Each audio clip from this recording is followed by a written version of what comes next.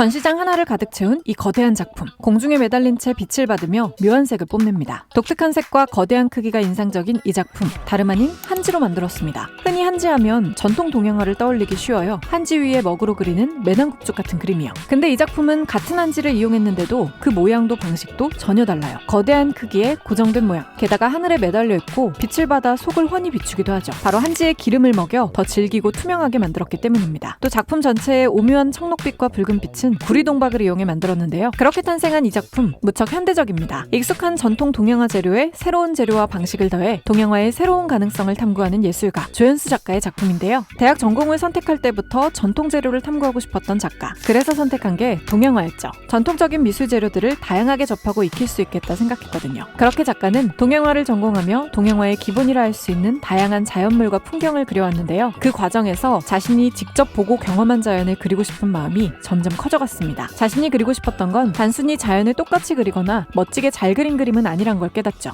근데 왜 우리도 흔히 동양화 전공했다고 하면 먹으로 난 같은 거 그리는 거야? 라고 쉽게 치부해버리잖아요. 실제로 작가도 이런 얘기를 너무 많이 들었대요. 반복되는 질문들 속에 작가는 중요한 의문을 마주하게 됩니다. 내가 그리고 싶은 자연의 모습을 꼭 먹으로만 그려야 할까? 여기까지 생각이 미치자 작가는 먹이 아닌 다른 재료들을 조금씩 실험하기 시작합니다. 그가 바라본 자연은 세월과 환경에 따라 반응하고 새로워지는 역동적인 존재였는데요. 이런 자연의 성질이 자신의 작품에도 담기길 바랐어요. 그렇게 자연의 변화무쌍함을 표현할 수 있는 새로운 재료를 찾던 작가. 그때 발견한 게 바로 금속, 그 중에서도 동이었죠. 동은 시간이 흐르면서 공기나 습기, 열에 반응하며 색과 질감이 드라마틱하게 변하게 됩니다. 작가는 이런 색과 질감의 변화가 끊임없이 변화하는 자연의 특성과 닮았다고 생각했죠. 하지만 금속 동을 한지 위에 그냥 붙일 순 없잖아요. 작가는 전통 동양화에서 아이디어를 얻습니다. 전통 동양화에선 금박, 은박 같은 얇은 금속박을 그림 장식으로 사용하는 경우가 있는데요. 동 역시 박의 형태로 붙인다면 전통의 맥락과도 자신의 작업과도 잘 연결될 수 있겠다 생각했죠. 게다가 얇은 동박은 금방 녹이 슬잖아요. 덕분에 금속이 만드는 다양한 색과 질감을 빠르게 확인할 수 있다는 것도 장점이었죠. 하지만 실제 과정은 만만치 않았습니다. 일단 밑작업부터 시간이 무척 많이 들었어요. 동물의 뼈나 가죽으로 만든 일종의 전통 접착제, 악교. 이걸 다른 재료와 적절한 비율로 섞어 액체로 만들어요. 그리고 이걸 한지에 바르고 말리는데요. 완전히 마를 때까지 기다렸다가 덧바르고 또 말리는 과정을 무한 반복하죠. 이 전통적인 밑작업은 무척 수고스러운데요. 하지만 이걸 잘해두면 나중에 위에 그림을 그렸을 때 색감도 잘 나오고 먹이 번지는 일도 드뭅니다. 때문에 작가는 이 밑작업 하나조차도 허투루 하지 않았죠. 그리곤 밑작업을 마친 종이에 먹으로 밑그림을 그려요. 그 후론 또다시 위에 악교를 덧바르고 얇은 동박을 직접 하나하나 붙입니다. 이게 끝이 아닙니다. 동박에 녹이 슬어야 색이 달라지고 질감이 생기잖아요. 그래서 동을 녹슬게 할 부식액을 덧바르는데요. 이 부식액의 농도를 섬세하게 조절하는 것도 엄청 어렵습니다. 너무 묽으면 녹이 안 슬고 또 반대로 너무 진하면 동박이 아예 녹아 사라져버리기 때문이죠. 작가는 적절한 질감을 만들어내기 위해 여러 농도로 실험을 거듭했는데요. 근데 이 동박이 녹쓰는 과정을 실험하는 게 또 보통이 아니었어요. 일일이 부식액과 물의 비율을 조절했고 방치 시간과 온도까지 바꿔가며 그야말로 진짜 실험을 해야 했죠. 또 재료마다 달라지는 부식 반응을 보기 위해 간장, 식초, 식용유 등으로 실험하기도 했습니다. 이런 초기의 재료 실험들만을 모아 그 자체가 시리즈 작업이 되기도 했을 정도였죠. 또 작가는 동박 작업을 마친 한지에 마지막으로 기름을 먹이는 과정을 추가하기도 합니다. 한지가 기름을 머금으면 투명해지는 동시에 더 질겨지고 유연해지는데요. 그렇게 작업하기에 더 편해진 종이, 이를 구기고 펴면서 동박과 종이에 질감을 더합니다. 기름 먹인 한지의 투명함, 녹슨 동박이 겹치고 부서지며 만드는 독특한 질감까지 이 모든 것이 어우러져 굉장히 새로운 모습을 보여주죠.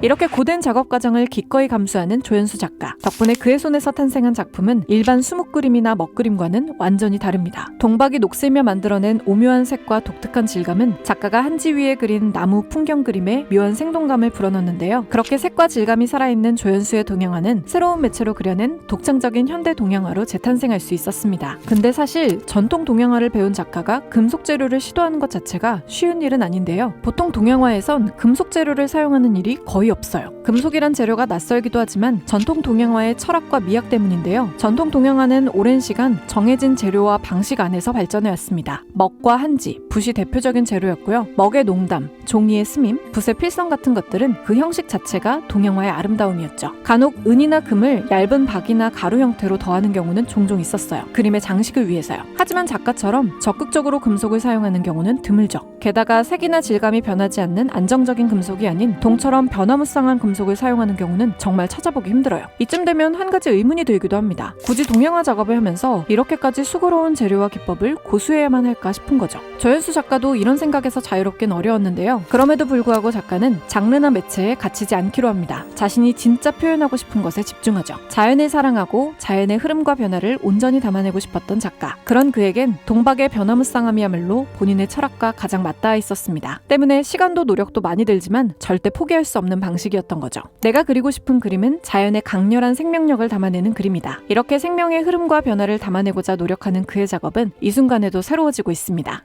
전통적인 고정관념을 깨고 동양화의 새로운 가능성을 탐구하는 예술가 조연수 작가의 작품 세계가 앞으로 얼마나 더 확장될 것인가 기대되는데요. 널 위한 문화예술의 새로운 프로젝트 사적인 컬렉션에선 동양화의 새로운 가능성을 탐구하는 조연수 작가의 작품 3점을 소개합니다. 공식 홈페이지에서 작품을 보고 마음에 들면 직접 간직해볼 수도 있는데요. 조연수 작가의 작품의 매력을 느끼셨다면 지금 사적인 컬렉션 홈페이지를 방문해보세요.